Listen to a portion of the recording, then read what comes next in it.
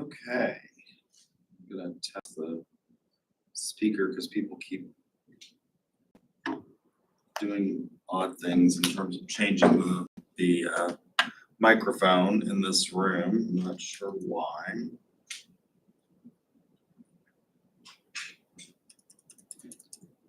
All right. So it appears that we've got volume there. All right, so today we need to talk about corporate culture. If you haven't started the test yet, it's due at midnight tonight. Nothing like waiting till the last minute, but I know that several of you have because I've looked and seen that there are a number of people that have not started the exam. So it's due by midnight tonight. So get on, log on, and complete that. It is not timed. You have as much time as you need to do the essay. We are going to talk about culture and the role that culture plays. Yes, sir. Are you talking, is it module 1 exam and the quiz? Yeah. So we're talking about corporate culture and the role that culture plays on creating either an ethical or an unethical environment in business and in marketing ethics that impact, customers and society as a whole. And a previous edition of your textbook used Johnson & Johnson as a case study, and then Johnson & Johnson has recently undergone a number of scandals, including the talc powder-based scandal, which people have accused it of causing cancer. And so they have been maybe less ethically sensitive than they once were.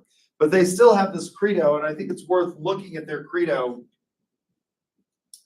to sort of see the corporate culture that at one time at least they espoused. So I know it's hard to read, so I'll read it to you. There's probably nothing worse than being read to, but I'm going to read it to you because I think it's worth thinking about all of these things. And then I want to ask you, what are the things that you notice about this credo? We believe our first responsibility is to the patients, doctors, and nurses, to mothers and fathers, and all others who use our products and services. In meeting their needs, everything we do must be of high quality. We must constantly strive to provide value, reduce our costs, and maintain reasonable prices. Customers' orders must be serviced promptly and accurately. Our business partners must have an opportunity to make a fair profit. We are responsible to our employees who work with us throughout the world. We must provide an inclusive work environment where each person must be considered as an individual. We must respect their diversity and dignity and recognize their merit. They must have a sense of security, fulfillment, and purpose in their jobs. Compensation must be fair and adequate, and working conditions clean, orderly, and safe. We must support the health and well-being of our employees and help them fulfill their family and other personal responsibilities. Employees must feel free to make suggestions and complaints. There must be equal opportunity for employment, development, and advancement for those qualified. We must provide highly capable leaders, and their actions must be just and ethical. We are responsible to the communities in which we live and work, and the world community as well. We must help people be healthier by supporting better access to care in more places around the world. We must be good citizens, support good works and charities, better health and education, and bear our fair share of taxes. We must maintain in good order the property we are privileged to use, protecting the environment and natural resources. Our final responsibility is to our stakeholders. Businesses must make sound profits. We must experiment with new ideas. Research must be carried out. Innovation programs developed, investments made for the future, mistakes paid for. New equipment must be purchased, new facilities provided, and new products launched.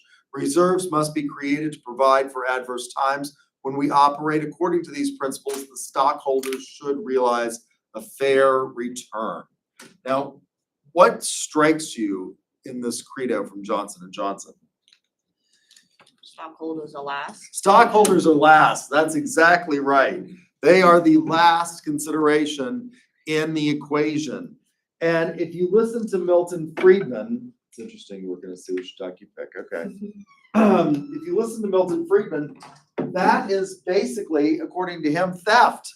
The idea of engaging in corporate social responsibility is theft. You are using resources that could be used to go to the bottom line. Now, the problem with that attitude towards corporatism and capitalism is that it ignores a major factor in the equation, which is the corporate form of governance allows for the pooling of capital and the development of corporations. It's an enormous gift that the state gives to corporate individuals. Now, politicians run into problems when they tell the truth. So when Mitt Romney was running for president against Barack Obama, a reporter asked him a question about corporations, and everybody laughed at his response, which was he looked at the reporter and in the crowd and he said, "Corporations are people, my friends." And everybody took a chuckle at that. But that's true. Corporations are people. They are legal entities. What does that mean? That means that they can own property in their own name. They can sue and be sued in their own name. They are legal entities in and of themselves, distinct from and separate from their owners. Now, why is this important? Why do we have allowing for the corporate form? Well, it provides for risk aversion on the part of shareholders. Historically speaking, before we started corporate forms of governance, you were solely liable for every single thing that your corporation or that your company did. Now, in the past, we didn't have this doctrine of strict liability, so it wasn't a huge burden.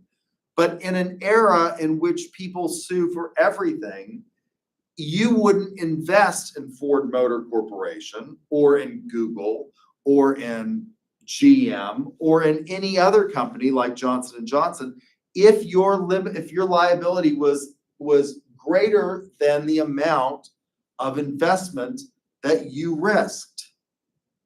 Would you? If you could be held individually liable unlimitedly for the investment that you made in something like Ford, you wouldn't do it. Why? Motor vehicles are inherently sort of dangerous articles of commerce. You take your life in your hands every single time you get on the interstate or a street. I watch the way you all drive into the parking lot at the last minute every morning. You're taking your life in your hand, getting out of your vehicle and walking, into the building. Take, for example, the case of Willie Searcy. Willie Searcy was riding in his stepfather's Ford F-150. The Ford F-150 is the #1 selling truck in America for 30 years running. It is probably Ford's most popular vehicle. When I was a kid growing up on a cattle ranch in northern New Mexico, only farmers and ranchers drove trucks. They were not something that everybody has. Now I drive around the apartments here at UCO, and it's amazing the number of students who are living on campus that drive pickup trucks. Why do you need a pickup truck? You don't. But because they're no longer a pickup. Like when I was a kid, pickup trucks were kind of bare bones vehicles. They didn't have extended cabs, they did, but they weren't very common. It was a bench seat with a standard transmission and not terribly comfortable to ride in. The modern pickup truck is a Lincoln, if it's a Ford, or a Cadillac, basically, if it's a Chevy or GM product, with a bed. They've got leather seats, crew cab, premium sound systems, heated and cooled seats. How many of you have cooled seats? You have cooled seats. My brother's car has cooled seats, not just in the front, I don't in the got back. him, I don't got him in the back, but I got him in the front. He has them in the back. It's pretty amazing. Heated and cooled in the back. They're no longer just purely utilitarian vehicles. They're vehicles that people want to own. I don't know, because, they're cool.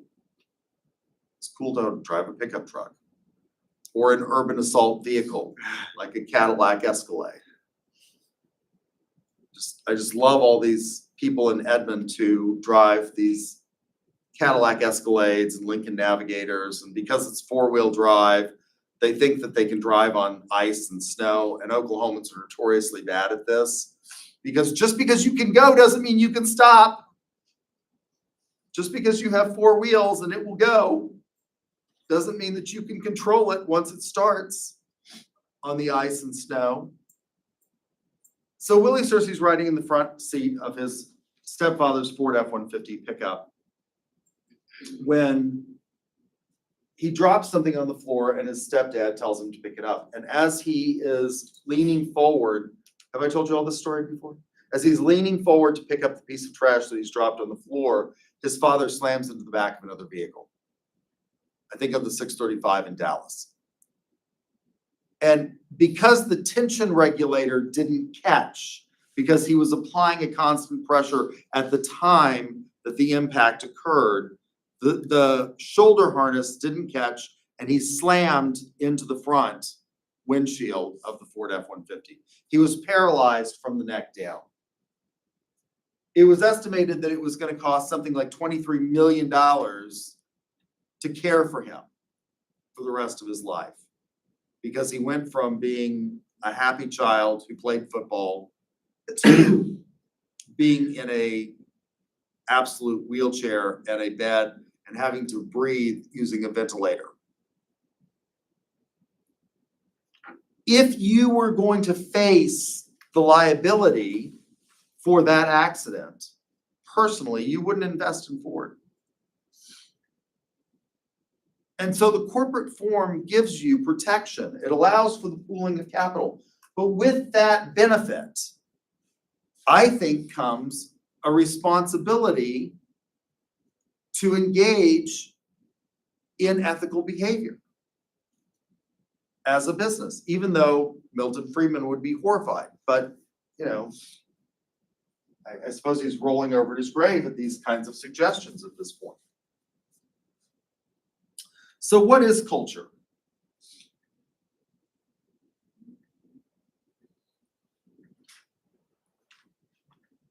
So when we talk about culture and we think about marketing, and I've told you this before, that this will come tripping off your tongue if you've had any of my classes, if you learn nothing else, that marketing is the only fully integrated function of the firm.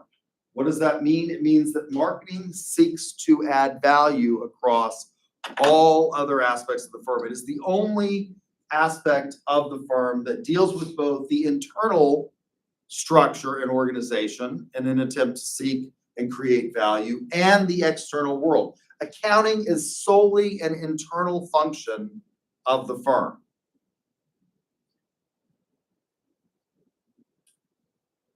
Recording profits and loss is for the benefit of the firm itself, right? Financial structure is an internal function of the firm. Management is an internal function of the firm. It is directing the activities of the employees, officers, and directors of the firm internally. Marketing functions both internally and externally. And so it plays an enormously important role in determining the sort of culture that the firm projects. So when we talk about strengths, weaknesses, opportunities, and threats are external to the firm. Culture is part of the strengths and weaknesses and is internal to the firm, along with corporate governance. How we structure the corporation to provide for the governance is an internal function. And it can be a strength or a weakness. of the firm. And so we have to think about these things when we think about whether or not we have an ethical organization. So what is culture? We can study culture at a macro level or a micro level.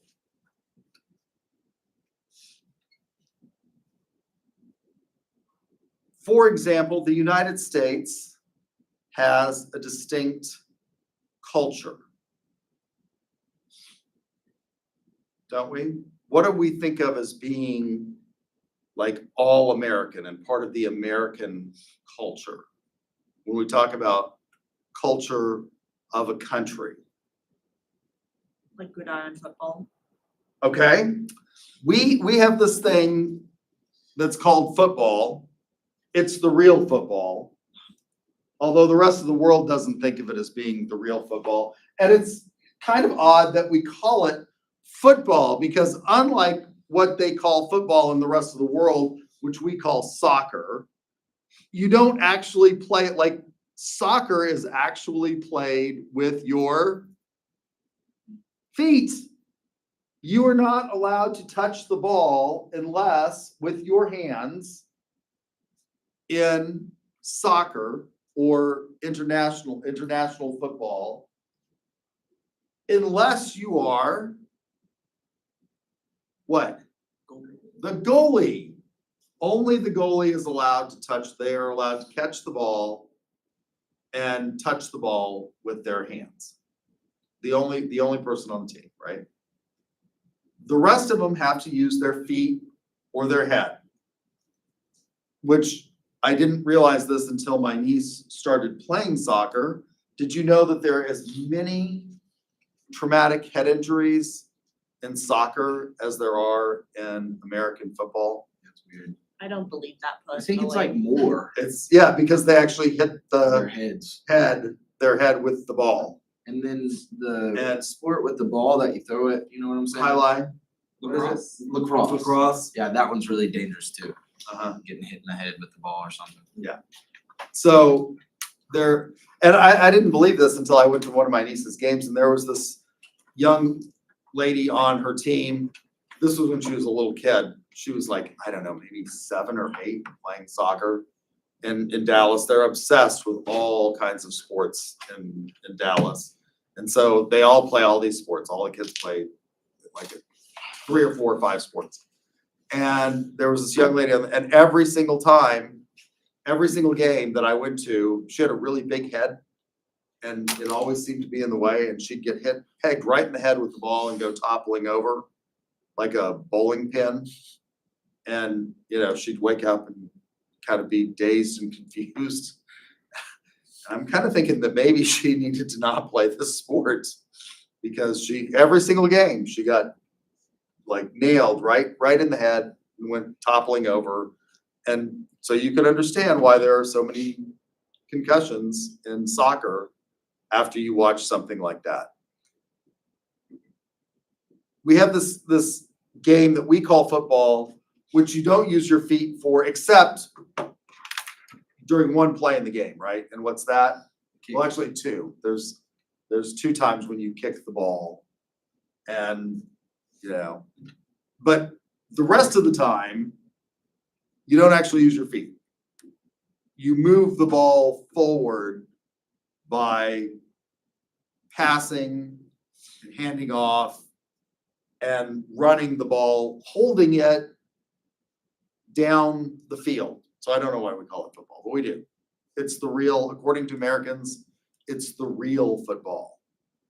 The other one is not real football, although we don't play it with our feet. So that's an all-American cultural phenomenon. It's really not caught on in the rest of the world the way it has in the United States. And American football players who play professionally are among some of the highest paid athletes in the world for playing that game.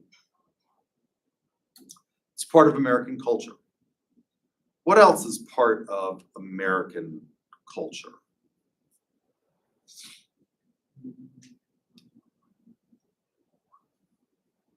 Building a house. Building a house, that is absolutely one of the number one things that I would say is absolutely uniquely American, not found in other places across the world, this obsession with owning your own home. So I used to teach a course called American National Government before I became a marketer. I was a political scientist and I taught all of the law courses because I had a Juris Doctorate.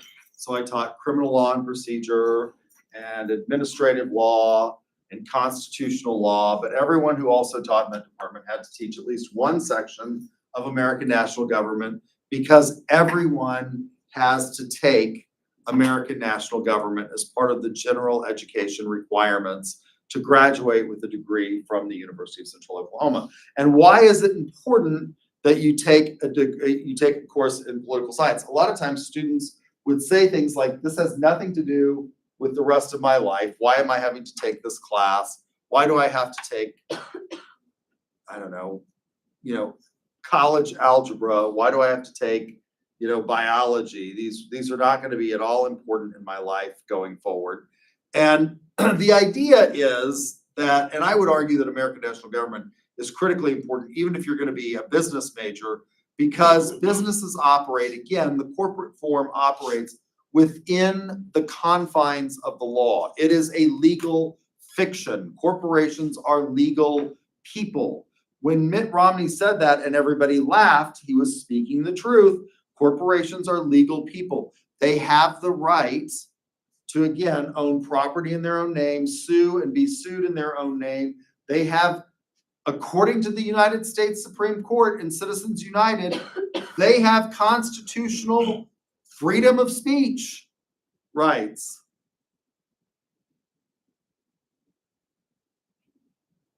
Corporations have the right of freedom of speech.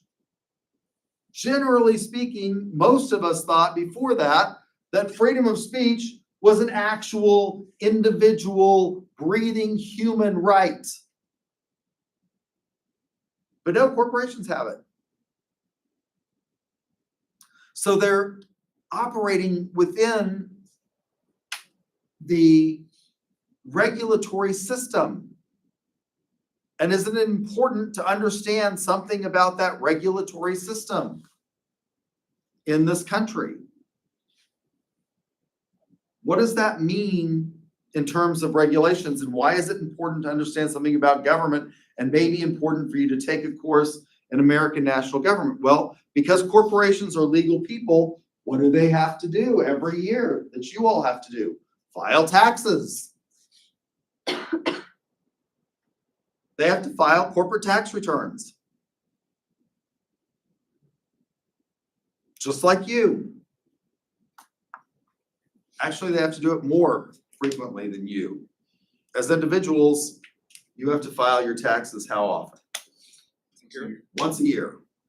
How often do corporations have to file their taxes? Every quarter? Every quarter, that's correct. They have to file quarterly tax. So they actually have to file more. So it's important to understand this regulatory environment that we operate in. It's important to understand something about our government. We say we have a democratic form of government. Do we? Not really. We have a Republican form of government. Now, how do most people define Republican forms of government in the modern era? Well, they say it's representative democracy. We don't even have that, really. We have a classical Republican form of government. What is classical republicanism? For that, you have to go back to Republic and Plato. In Republic, how is the government structured? Well, you have elements of monarchy. This is the philosopher king. You have elements of aristocracy. And then you have elements of democracy. The Roman Republic was a classical form of republic. You had elements of monarchy. What was that? That was the consuls. There were two of them. That's how Caesar became emperor. When the republic failed, they went to a monarchy. But before that, they had elements, they had consuls, there were two.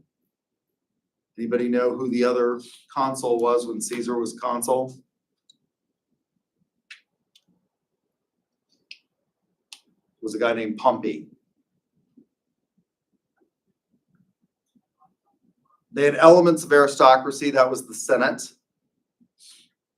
And then they had elements of democracy, which were tribunes that were elected to solve local disputes. That's what we have. The president isn't directly elected by the people in this country. And on 4 occasions, the president who was elected did not win the popular vote. Because we have something called the Electoral College, which means that in places like Oklahoma, our vote counts for less than people in places like what? You can actually win the presidency by winning 10 states. That's all you have to have, 10 states to win the presidency. Why? Because they have more electoral votes. How are electoral votes determined? It's equal to the number of representatives and senators that each state has. So states like California have huge numbers of electors, right? Because they've got a lot of representatives. Every state has 2 senators. So everybody has at least 3, because every state has at least 1 congressman. Even if the state population doesn't really match that, they have at least 1 congressman and 2 senators. So every state has at least 3. California has something like 35. So they've got 37, which means that they have a bigger impact on electoral politics at the presidential level than those of us in Oklahoma. Particularly because of the winner-take-all system that most states employ. Which means that if you win a plurality of the vote in the presidential general election in Oklahoma, even if you win that by 1 vote, you get all of the electors from Oklahoma. Winner-take-all system. Senators represent states, not people. Every state has 2. That's not terribly democratic, is it? Places like Montana have 2 senators. There are more sheep in Montana than there are people. And California has how many senators? 2. And how many people? Something like 53 million people live in the state of California. Almost all of them within a 100-mile strip of the coast. The interior part of California, which is largely desert, is almost uninhabited.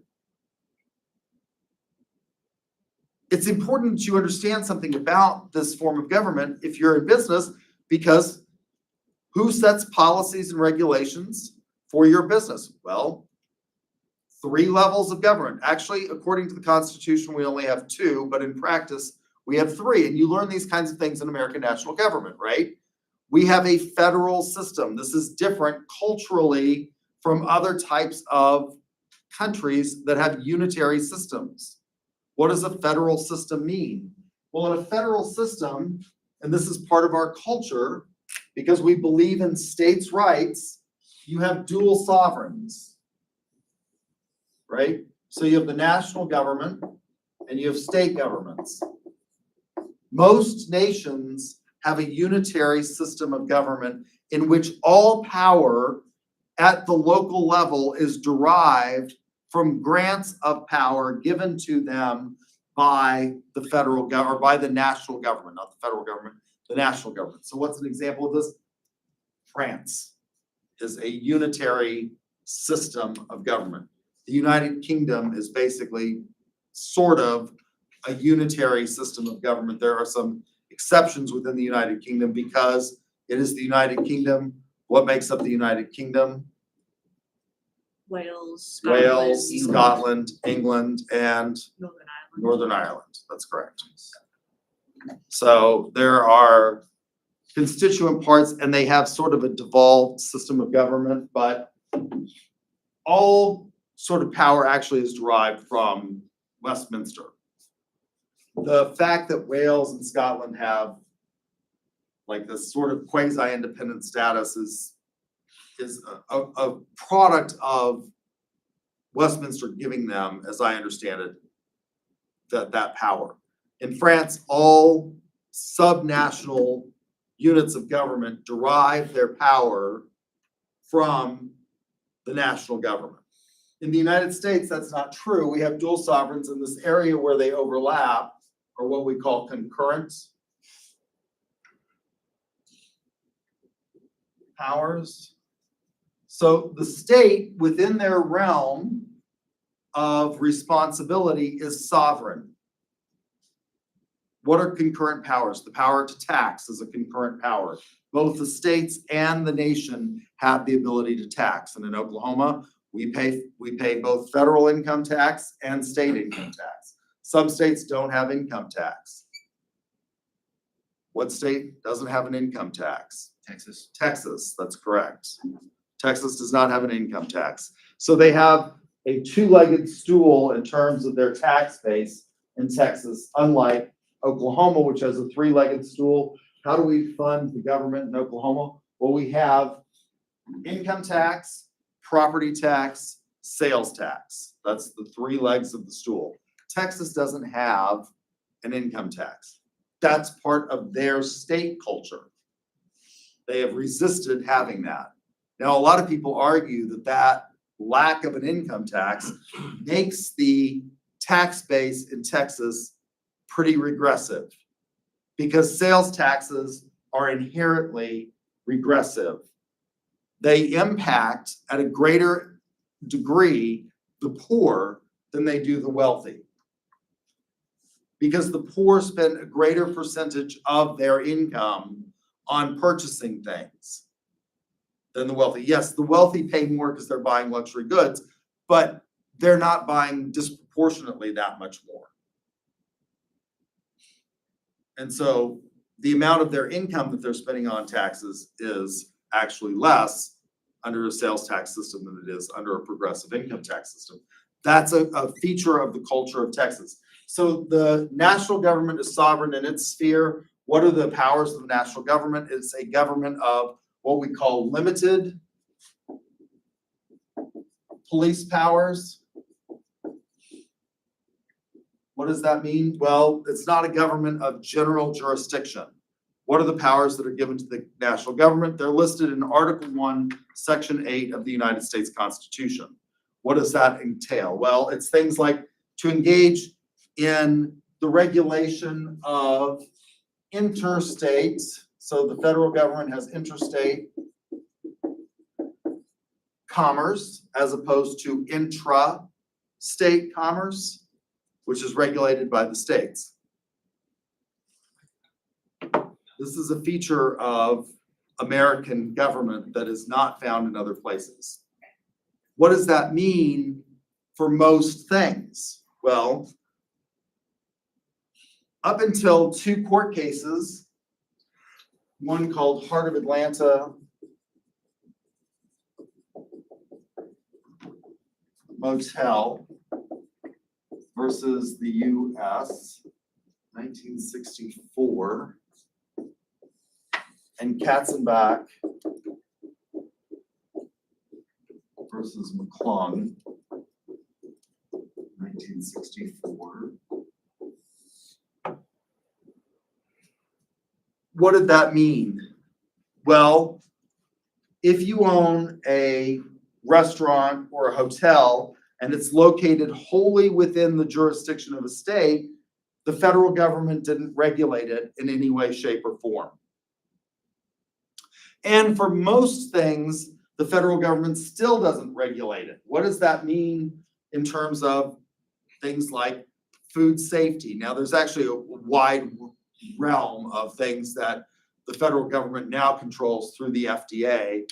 But historically, if you had a restaurant, You got your license from the state of Oklahoma, for example, if your restaurant was in Oklahoma, and you followed the food safety guidelines of the state of Oklahoma. And those guidelines could vary widely among the 50 states. Now, in practice anymore, they don't vary all that widely because we recognize that food safety standards are really kind of the same from state to state.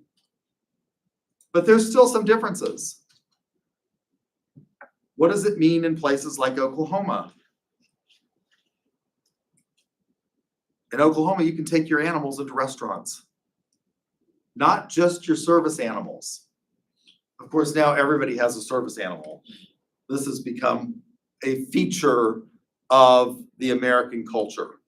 Service animals historically were limited to seeing eye dogs. Now, what's a service animal? Emotional support. Emotional support animals or service animals for people. So in Oklahoma, you could take your dog into, I see them all the time. They're clearly not service animals in people's purses in Walmart. In other states, no, can't do that. Why? Because animals shed hair and dander perpetually, and that can be a health hazard in terms of food contamination. But here in the Wild West, take your dog into Walmart. It's incredible to see how many people are like shopping with their dogs in Walmart anymore. Riding around in the cart. The dog drooling on all of the products. I think that's great. I like dogs. I like animals. California, no. Right? So your restaurant health and safety is largely regulated by the states. What these two cases said was with regard to this idea of the national government, because it's a government of limited police powers, that the state was in charge of regulating, and it dealt with the Civil Rights Act.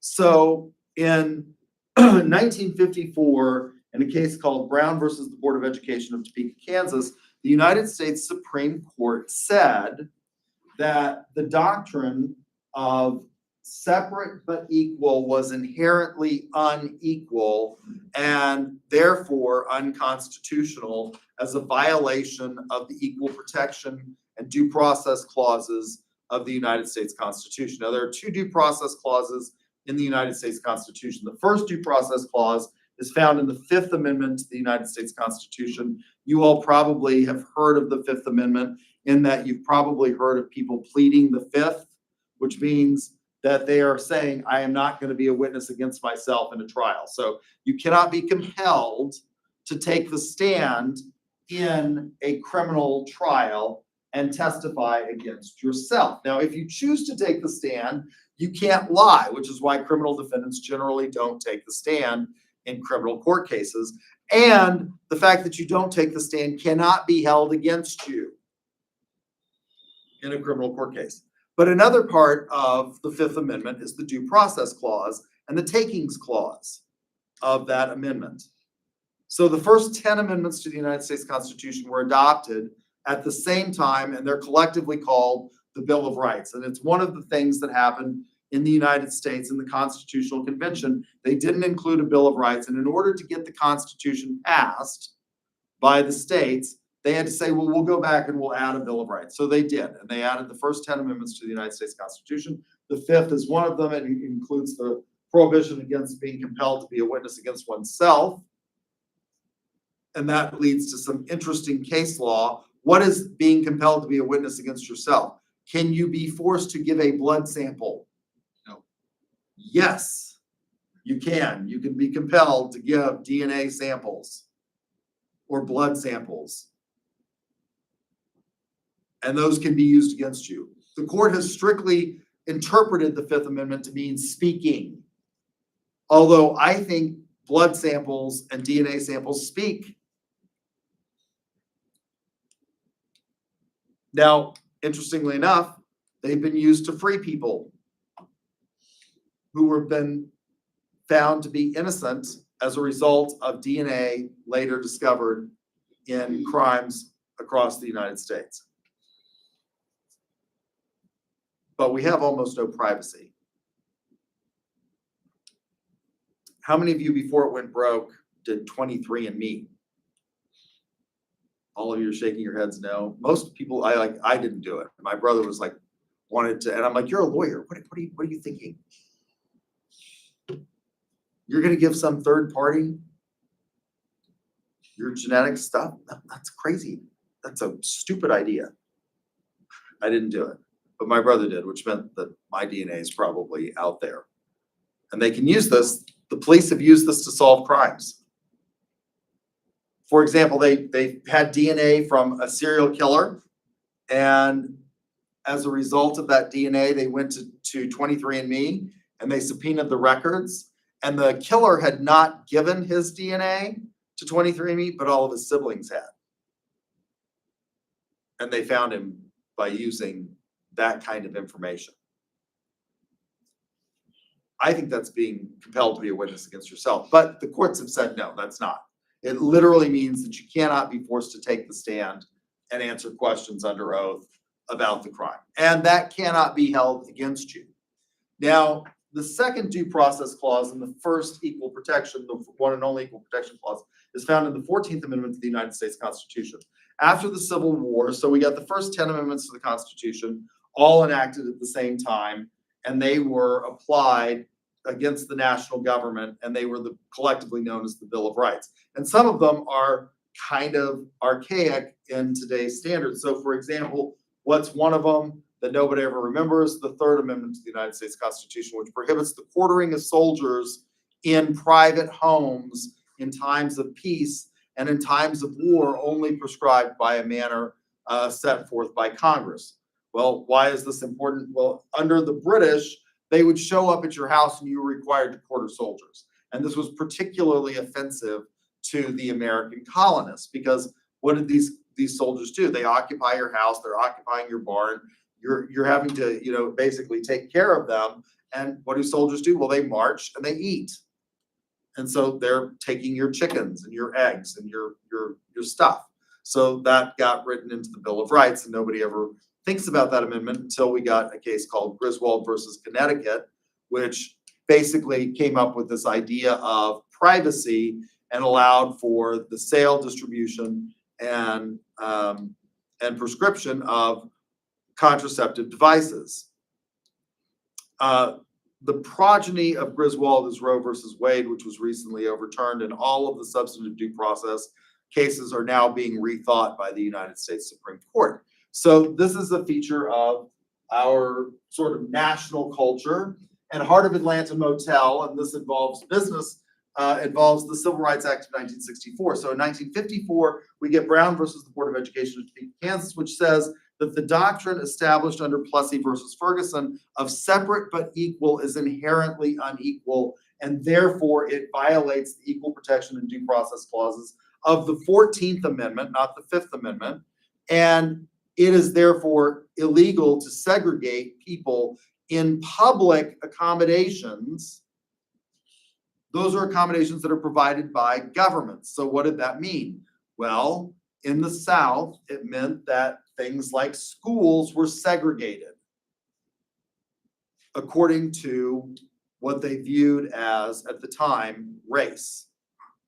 Race is not a terribly useful term because there's only one race, right? It's the human race. Now, there are different ethnicities within that grouping, but historically, we've divided people according to something that we call race, which is an artificial construct, which really has no application genetically. So we had Brown, which ends segregation in things like swimming pools, libraries, schools, public parks, but it didn't end racial segregation in businesses. So businesses in the South continued to segregate. You could not sit at the lunch counter at Woolworths in the South if you were African American, right? As a result of that, John F. Kennedy gets elected in 1960, and he's largely elected on a platform of reforming this historic phenomenon. He's shot in Dallas, Texas, on a tour when he's getting ready to launch his re-election campaign. He visits Texas because it's one of the swing states, because at that time, Texas actually leaned Democrat, just like Oklahoma forever and ever and ever leaned Democrat until the mid-2000s.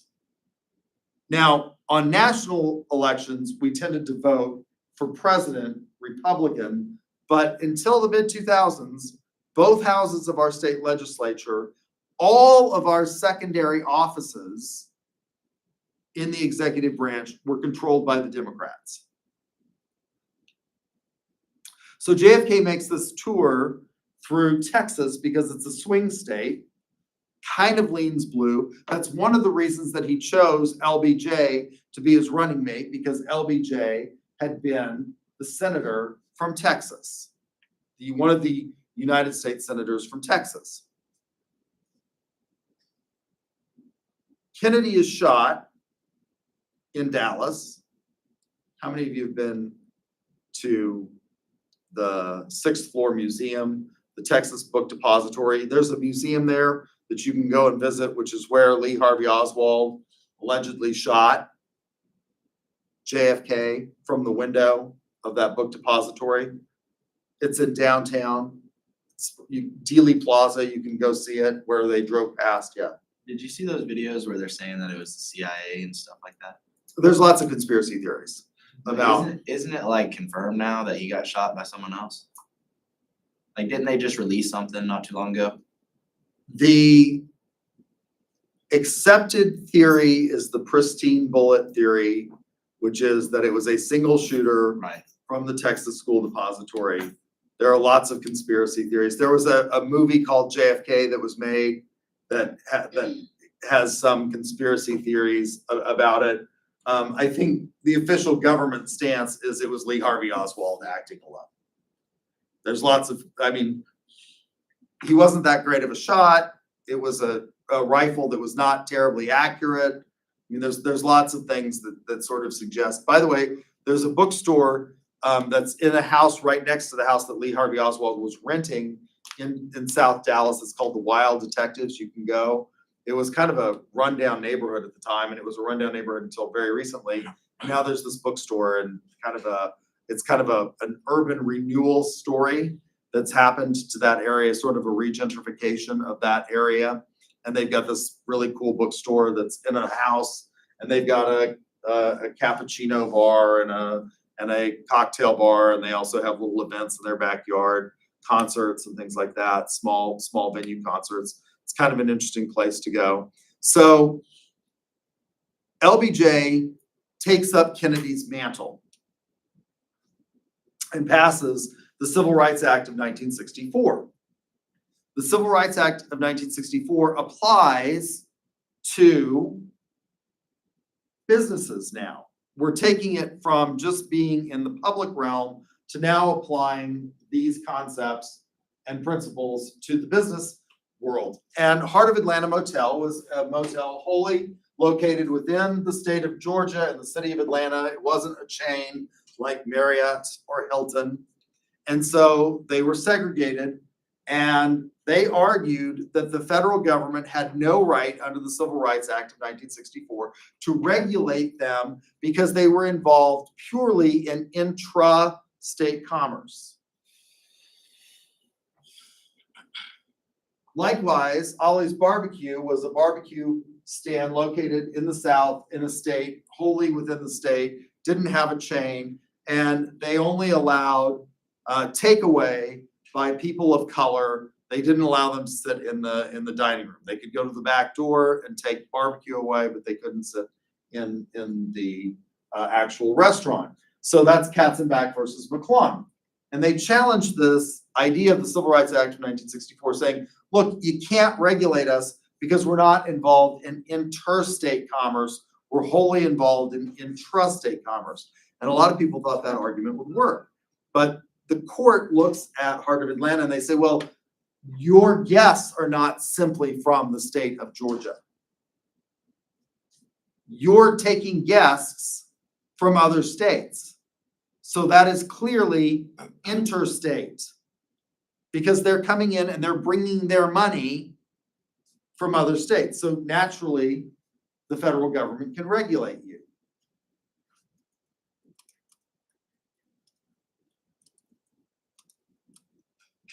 Likewise, with Ollie's Barbecue said, well, we don't cater to tourists. We're not in a location. And the court looked at it and said, oh, where do you get your ketchup packets? Who produces the most ketchup? Heinz. Heinz ketchup.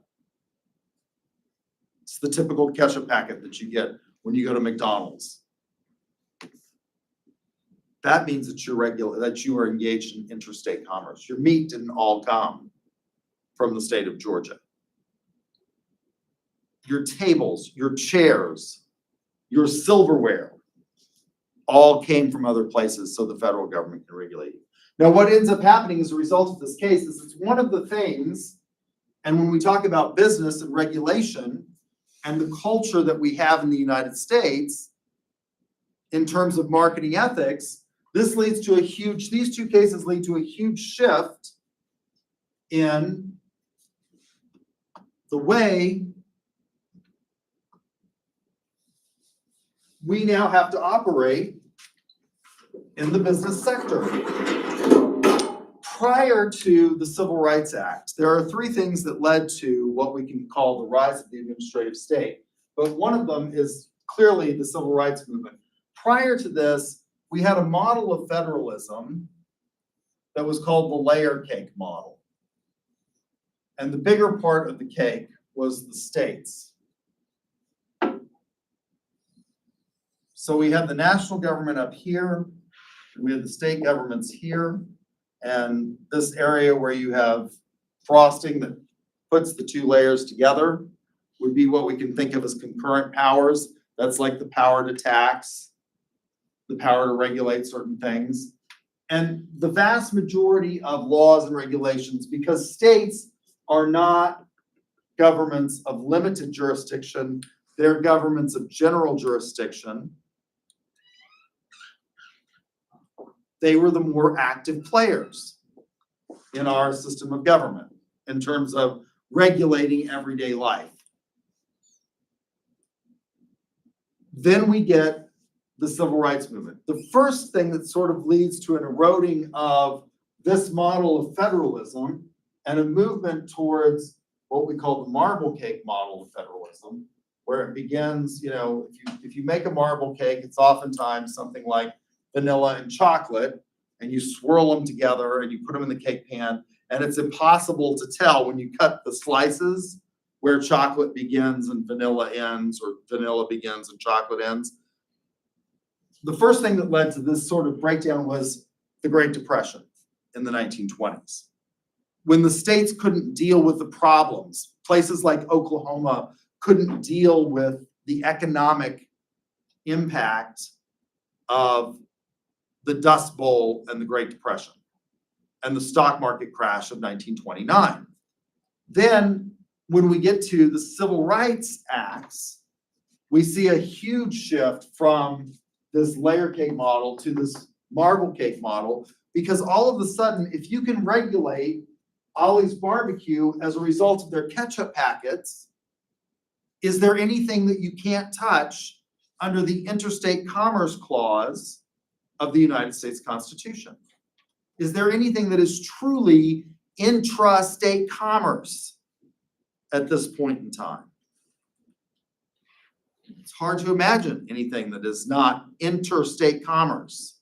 Now, the court has started to say, whoa, and they put the brakes on it. So for example, in the regulation of firearms in school zones, the federal government passed a law and they said, well, guns move in interstate commerce. And so we're gonna regulate that. You can't have guns you can't carry your gun in a school zone. And the Supreme Court said, oh, no. That's too attenuated. Right? And this is part of our national culture, is that we still have this idea of states' rights. By the way, as an example of this and a marketing example of how this impacts real life, I had a colleague in political science who wrote a textbook for high school civics classes. Now, you all had American national government, right? Everybody in here has had American national government, right? There are probably, I don't know, 35 or 40 textbooks in American national government produced by a variety of publishers. Pearson is the largest, right? So I have a textbook. It made it to a second edition. We're now thinking about doing a third edition. And at the collegiate level, this is very odd. Most textbooks don't make it historically. Now, this is changing as a result of online textbooks, e-textbooks, which are updated every year.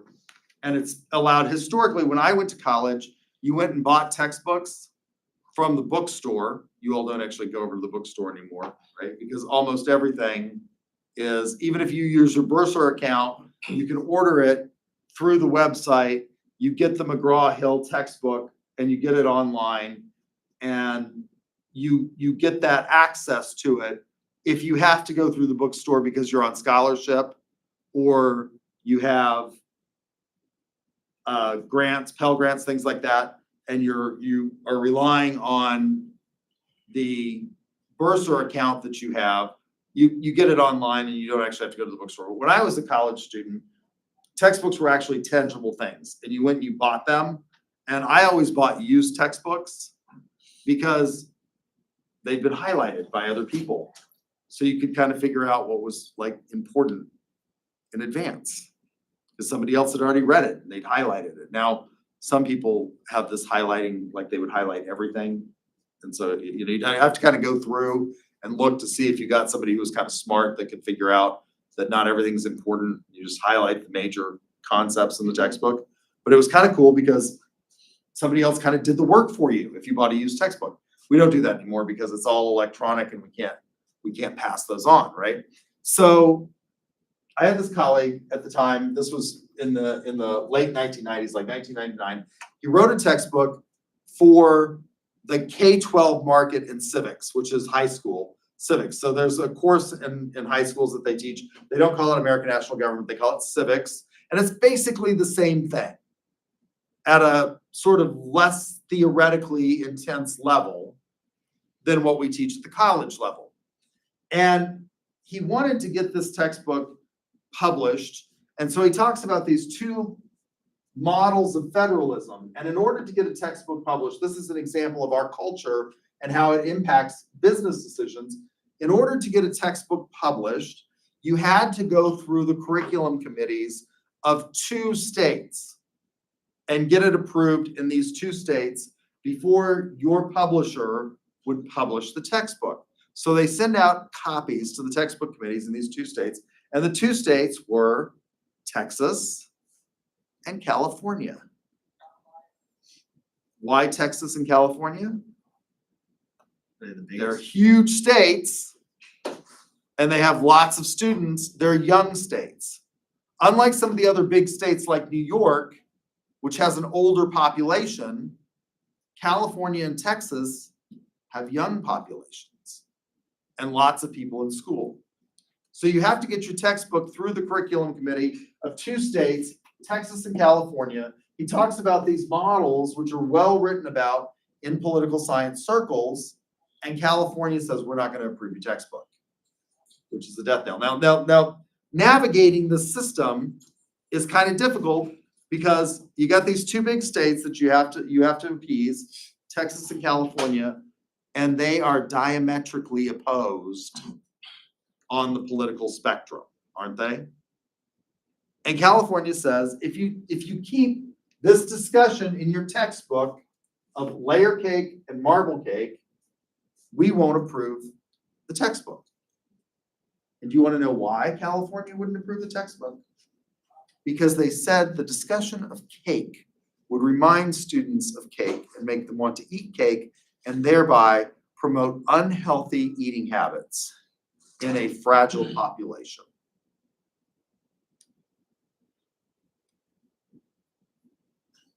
Crazy. That's federalism. We allow the states to be these laboratories, right? This is part of American culture that impacts business decisions in really unique ways that you don't have in places like France, where they have a national standard.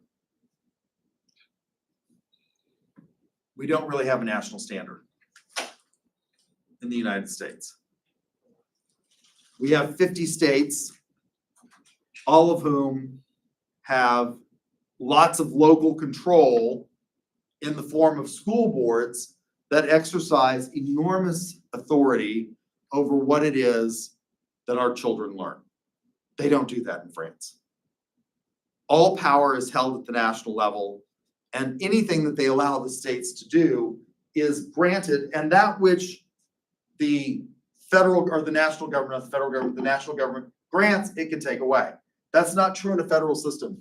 The national government cannot destroy the states, and the states can't destroy the national government. We fought a civil war over this states' rights issue, and in Texas versus Johnson, the Supreme Court settled that and said, once you're in the union, you're always in the union. The federal government can't dissolve a state. They can't affect the territorial boundaries of a state. And likewise, the states can't affect the national government. This is an enormously important part as a macro level concept of our culture.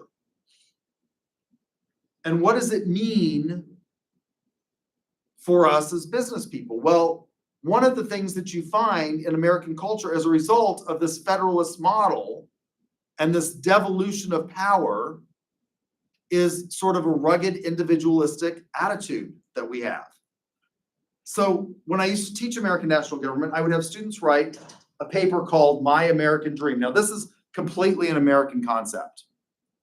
And this goes to what your point was like, what's one of the things that's an all-American culture value? It's owning your own home. This is really antithetical. When I was a foreign exchange student in Germany, no one ran around Germany saying my German dream. But we do in the United States. We talk about this all the time, the American dream. And what is that? That's part of that American dream. It's owning your own home. We have huge levels of home ownership in this country compared to other countries. Why is that? As we got crowded on the East Coast, we just moved. Countries like when I was a foreign exchange student in Germany, it's a small country. When I was a foreign exchange student, there were still two Germanys. They weren't united. There was a West Germany and an East Germany. The East Germans were controlled by, they were basically a vassal state of the Union of Soviet Socialist Republics. West Germany had been controlled by the Allies, the British, the French, and the Americans after World War II. And we set up a democratic government. And so there was this West Germany. Now it's united. There's one German state. Although not really, because under the old German state, what was part of Germany that's no longer part of Germany? Anybody want to guess? It's a German-speaking state. Austria? Austria, yeah. So Austria was a German state, and Hitler was actually from Austria. He was Austrian, right? So it's still not fully a unified German people, but, so you have this unified German state. That state could fit within the state of Texas.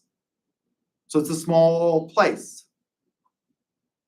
It's geographically limited.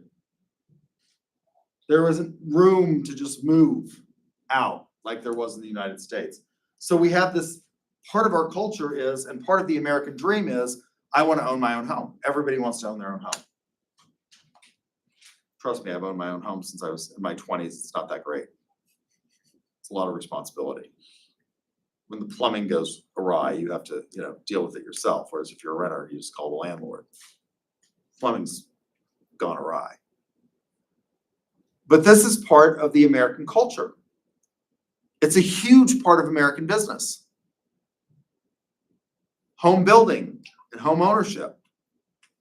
Some of the largest companies in the United States are retail companies that serve that market. Lowe's and Home Depot, for example, are huge corporations, in the top companies in the United States in terms of revenue to satisfy. So this is part of our culture nationally that we can talk about. So, and this impacts businesses in really important ways. Our national culture impacts businesses in that we have these huge stores that cater to this facet of American culture, which is home ownership. What else is part of American culture? Guns? Guns, yes. We have more guns in private hands than in all of the military combined. That's not something that you find in other cultures, right? Lots of other places. When I was, again, a foreign exchange student in Germany, if you wanted to shoot a gun or own a gun, you had to belong to a club, and the gun had to be kept at the club. You couldn't just take it home with you, at least as I understood it. So that's a big difference, right? So we have this national culture. We have differences in our states. We are culturally different in Oklahoma than, say, California, aren't we? How are we different in Oklahoma than in California? Last in education. We're last in education. We actually weren't last in education until recently. 49th. We're 49th. We were not actually 49th. We were, at one time, we were like number 15. So we were in the top half. There are 50 states, we're in the top half. We overwhelmingly vote for Republicans in Oklahoma.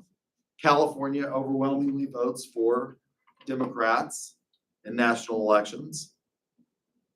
New York is different. Cultural trends, the way we dress tends to start, like the fashions industry has a tendency, new fashions have a tendency to start on the coasts, New York, LA, and then move their way. And some of them never take off. In places like Oklahoma, we're far more conservative, in terms of what we wear than places like California and New York. Although New York, famously, everything is black. I don't know. I mean, like everybody wears nothing but black everywhere up there. It's like a whole little goth culture. Whereas in Oklahoma, we have a tendency to wear bright, vibrant colors.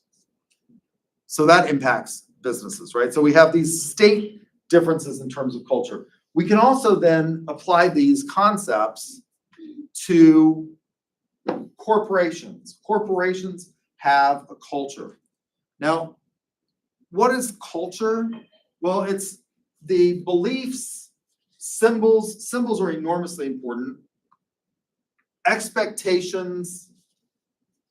Erase this. Screw that down.